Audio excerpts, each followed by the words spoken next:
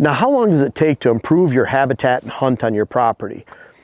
I think there's a lot of misinformation out there that it takes years to build your property to get it to that potential. You know, we talk about in my How to Design Your Whitetail Property web class, I talk about where you should direct your energy and where you're getting the most benefit from your hard work.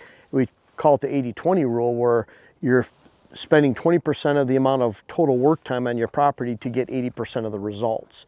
And really, how long does it take to actually transform your property and your hunt? It takes one season. And if anyone tells you different, they're not doing it right. Because most property, you focus on hunting strategy alone, and that's the lowest hole in the bucket. You start plugging that first. If you hunt your property well and you base everything off that hunting strategy, everything you do, then you're gonna find success immediately. And I'm just gonna take a little corner of our property right here, and I'm gonna talk about the success we've had here, but really what it really took. And behind Dylan, we have a food plot. We call it the blade plot. And blade plot has been a huge success right off the bat. First year when there's snow on the ground, there's never been a food plot here. Never been anything here, any kind of switchgrass, anything. So what we started right off the bat is we put switchgrass edging along with the food plot. Now for season 4, we expanded the food plot right here because we wanted a little bit more food in this area. But that was 4 years down the road, and it was just complementing what we already did. I shot the blade buck right over here in the first year. There's a little plot off the side of the blade we call the Kermit. It was just an extension of this little hunting plot. Why do we call it the Kermit? Because I shot a 170-inch buck we call the Kermit the first year here. Last year, sitting with my son Jackson out of the redneck over here, I had Junior walk all the way across here, come up to within 30 yards of the redneck with a loud kid, you know, toddler, less than 2 years old, making noise in here. And I could have shot him if I wanted to. He's a beautiful 4-year-old 10-point with a big brow tine. I was able to pass him up. The food plot, year 1. Establishing the switchgrass here, year 1. We eventually put a water hole off to the side. We call it the blade water hole. The blade water hole we actually stuck in here the second year. That allowed, during our second year, for Tyler to come in, our hunt winner for our charity event.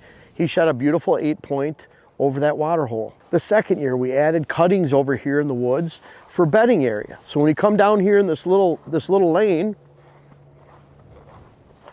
before we had this cut out through the weeds, we added more switchgrass to this location. So in total, within a couple years, we had great switchgrass edging. We had our redneck blind established the first year. We had the food plot established the first year.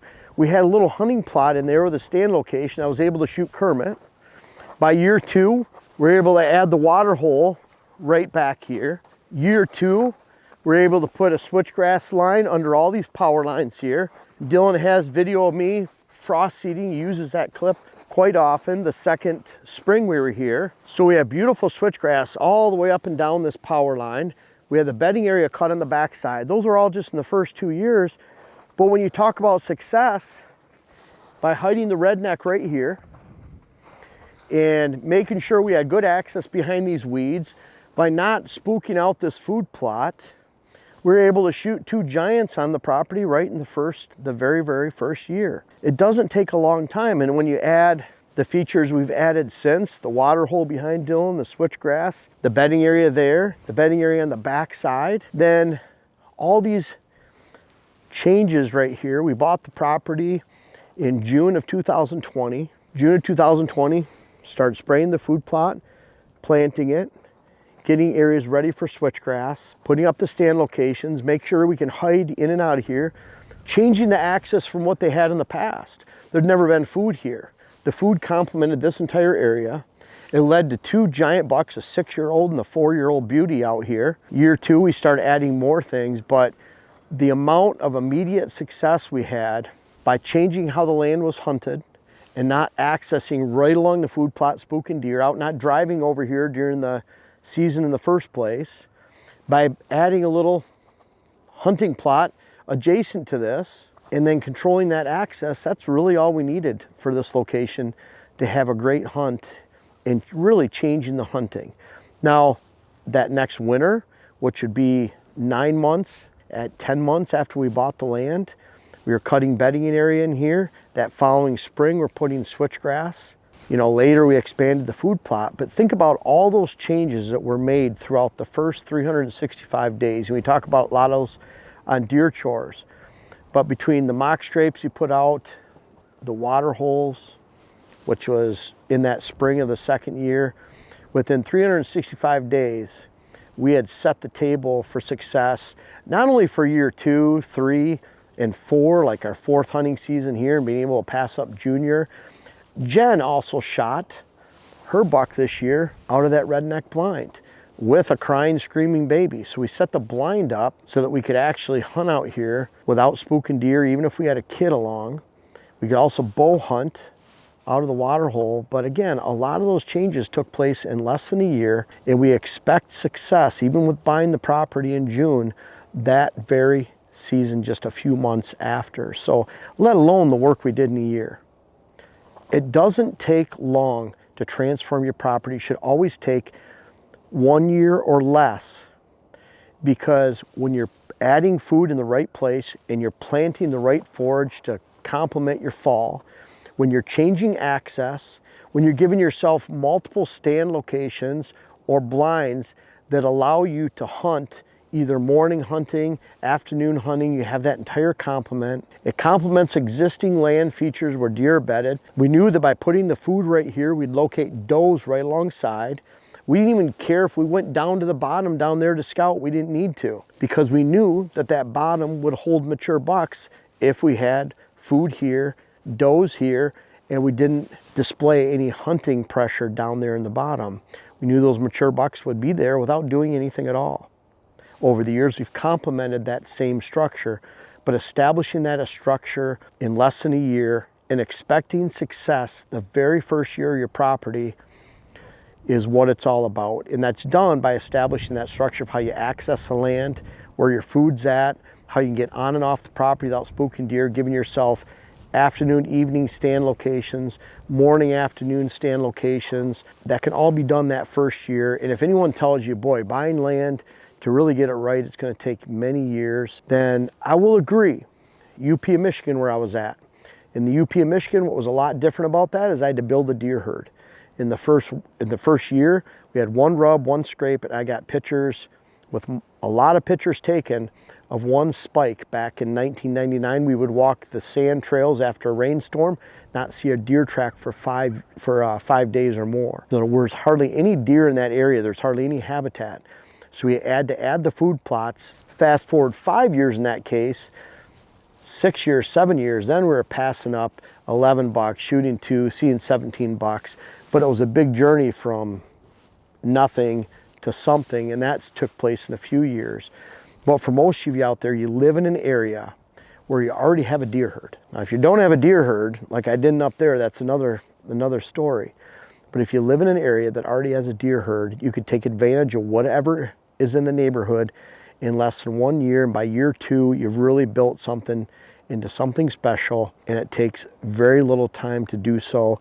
Notice I didn't talk about planting any trees. We did that in year 4 or year 3. Didn't talk about planting any shrubs. Sometimes it's great to get screening lines established, maybe food sources, diversity pockets, but there's so much you can do by just structuring how the deer move, bed on the property, how you move on the property.